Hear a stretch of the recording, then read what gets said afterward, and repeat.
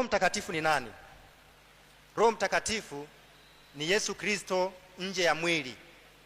Ni Yesu Kristo pasipokuwa na limitation ya mwili, au ni Mungu katika roho.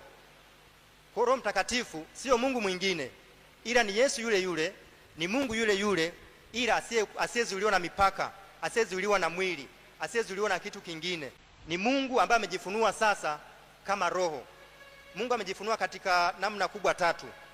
Zamani alijifunua kama Mungu Baba, ndio huyu ambaye alitembea na kina Musa, alitembea na kina Ibrahimu, alitembea na kina Daudi, na kina Danieli na watu wengine.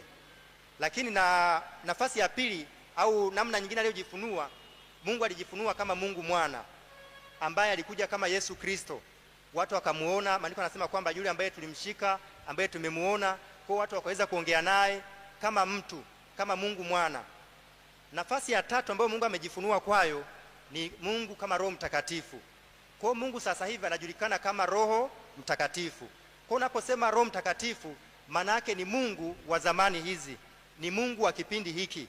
Mungu anatembea na sisi kama Roho Mtakatifu.